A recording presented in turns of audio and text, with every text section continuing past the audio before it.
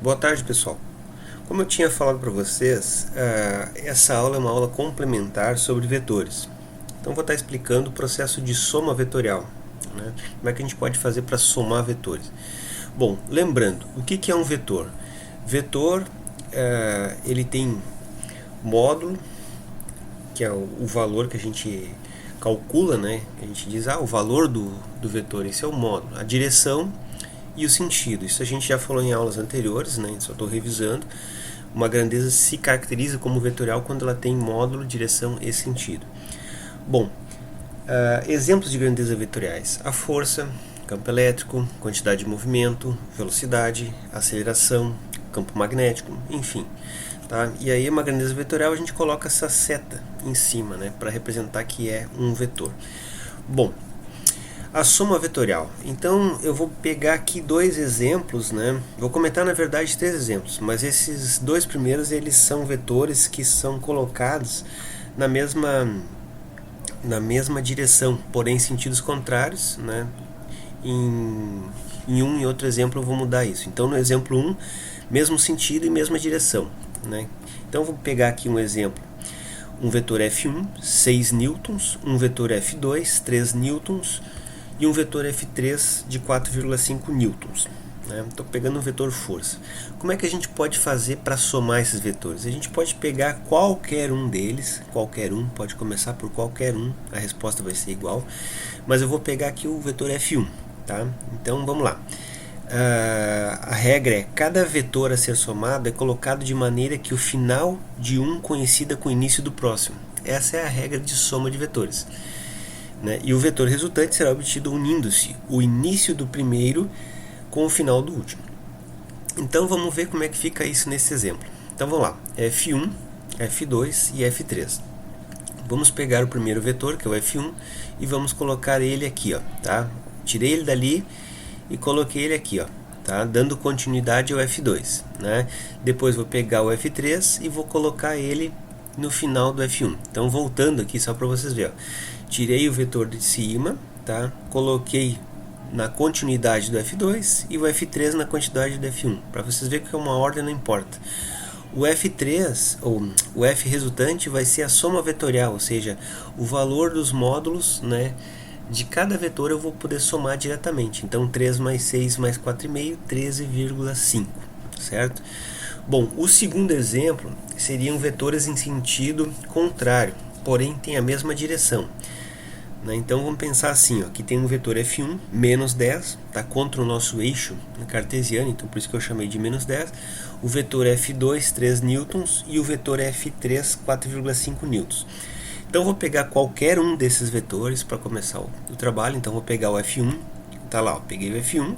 Agora no final do F1, bem na pontinha aqui do F1, eu vou colocar o outro vetor, que pode ser o F2 ou F3. Aqui eu estou botando o F2, certo? Tá ali ele. Depois no final do F2, bem na pontinha aqui, vou botar o F3, tá ali ele. O que acontece? O vetor resultante é aquele vetor que vai ser assim, ó, ele começa aqui, tá, no início do primeiro e termina no final do último. Então esse vetor resultante, vou colocar ele aqui de preto, né, e vai ter esse valorzinho ali.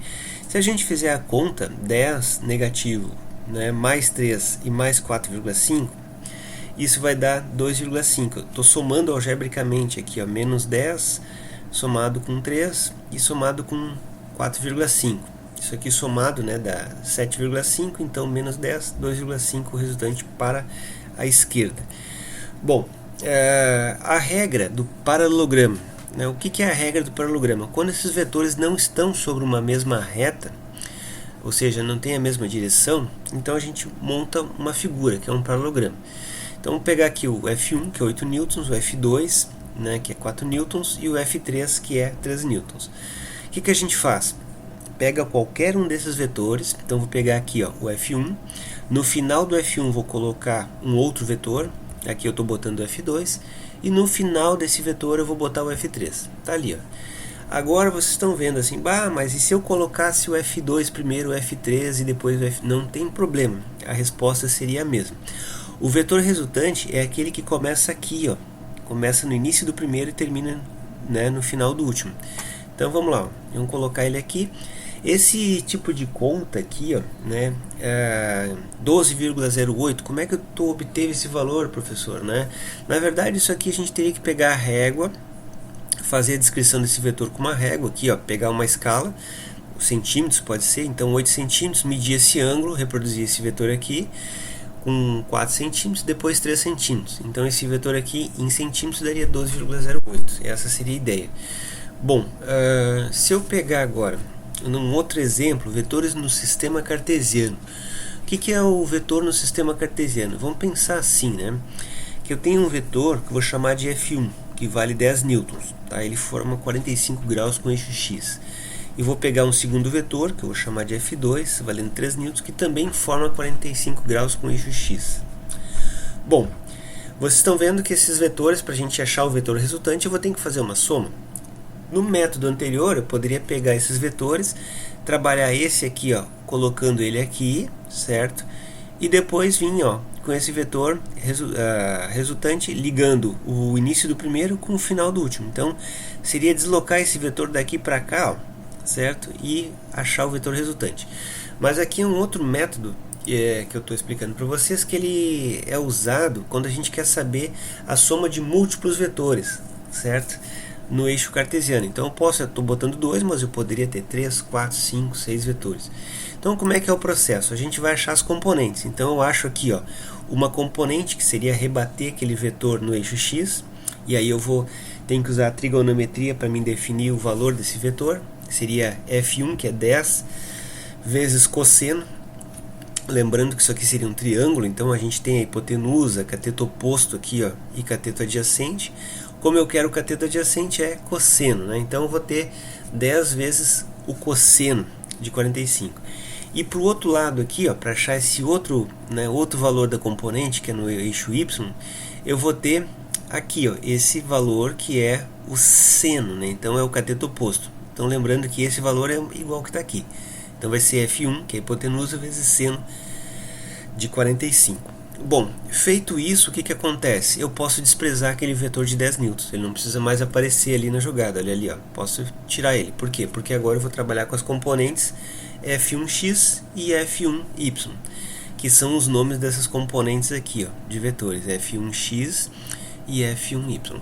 A mesma ideia eu vou fazer para esse vetor F2. Então vamos lá, vamos calcular o F2x, que é chamado de F2 vezes cosseno, porque eu estou trabalhando com esse triângulo aqui agora. Então F vezes cosseno vai dar F2x, que assume esse valor ali. E o outro valorzinho vai ser F2 vezes seno. Esse vetor aqui, ó, né, foi rebatido para cá, mas ele vale a mesma coisa que o cateto oposto desse triângulo aqui. E cateto oposto lembra seno. Feito isso, né, então a gente pode desprezar esse valor desse vetor ali. Então vamos apagar ele aqui no nosso cálculo, certo? O que eu tenho agora? Aqui eu podia apagar esse aqui também, me esqueci de apagar, mas deixa assim agora, a gente já sabe que ele foi apagado. Eu tenho agora o seguinte, ó, eu tenho a soma que eu vou fazer em cada eixo, ou seja, eu vou fazer o somatório. Isso aqui é um símbolo de somatório, ó, somatório das forças resultantes no eixo x. E depois eu vou fazer o somatório das forças resultantes no eixo y. Bom, o que eu tenho que saber aqui? Ó? Primeiro, pesquisar os valores de seno e cosseno daqueles ângulos ali, que são 45 graus. O valor de seno e cosseno, como ângulo de 45 graus, são iguais, 0,707. Né? Então, ou raiz de 2 sobre 2, para quem gosta de trabalhar com raiz aí. Então vai ser a soma, né? Aqui, na verdade eu falo em soma vetorial, mas aqui vai ser um vetor menos o outro, porque eles têm, né, sentidos opostos. Então vai ser F1 cosseno menos F2 cosseno de 45. Quando eu faço essa conta, então vamos botar aqui, ó, vai ser 10, que era o valor do cosseno aqui, né, do valor do vetor, 10 vezes cosseno de 45, e aqui o valor era 3, então 3 cosseno de 45. Isso aqui vai dar 7,07 e aqui multiplicando 2,12, que diminuindo um do outro dá 4,95, certo? Então eu já achei a resultante aqui, ó, no eixo x, ou seja, a soma desses dois vetores deu 4,95 para a direita, né? Então a gente vai fazer agora o seguinte, a gente vai fazer essa mesma ideia aqui para o eixo y. Então vamos lá, vai ser força resultante no eixo y, vai ser o somatório da força F1 seno de 45, que é esse vetor aqui, mais F2 seno de 45, que é esse vetor vermelhinho. Então vamos substituir pelos valores, o que a gente vai encontrar ali?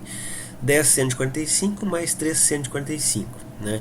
Basicamente, vocês estão vendo que essas contas são iguais, só que aqui é mais, porque os vetores têm o mesmo sentido, e aqui era menos porque eles têm sentidos opostos. Né? Então essa é a ideia que está por trás de tudo isso.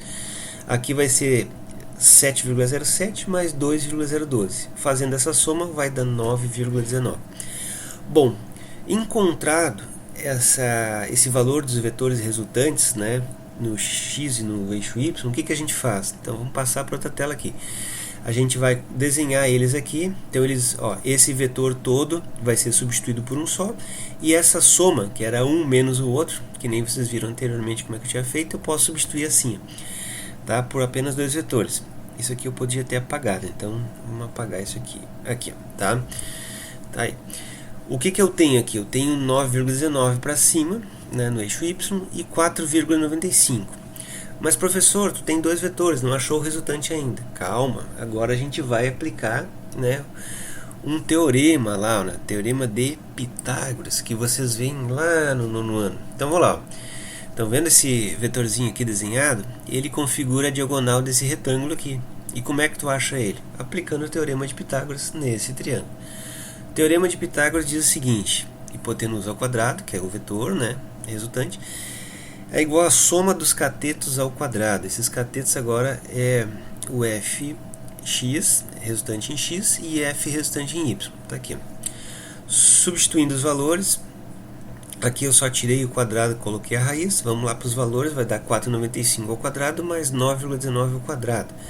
Fazendo essa conta vai dar 24,5 mais 84,45. Bom, a soma dá 108,95, que se eu extrair a raiz vai dar 10,4, que é esse vetorzinho aqui, ó. Certo? Então é outra forma de vocês acharem o vetor resultante, né, colocando eles num eixo cartesiano, certo? E achando as componentes. É bem interessante esse modelo de cálculo aqui, né? Bom, espero ter ajudado vocês, certo? Essa soma de vetores ela vai ser bastante utilizada quando a gente trabalha com um sistema de cargas, né, cargas elétricas lá com a lei de Coulomb, e também com campo elétrico, né, porque a gente precisa achar o campo elétrico resultante, às vezes produzido por 2, 3 cargas, certo? Ou a mesma força resultante, né, sobre uma carga, que nem eu falei na aula 1, se eu não estou enganado, né, ou aula 2, que eram 3 cargas, né, e determine a resultante. Então ali exigia que tu soubesse pelo menos o que é um vetor, como é que se faz para somar um vetor. Certo, pessoal? Um abraço a todos, espero que logo mais a gente esteja retornando, né? Isso eu falo sempre em todas as aulas com esse otimismo aí, mas até quando vai esse processo de quarentena eu não faço a mínima ideia, né? Mas vamos lá, vamos estudar porque a vida é assim mesmo. Um abraço a todos aí.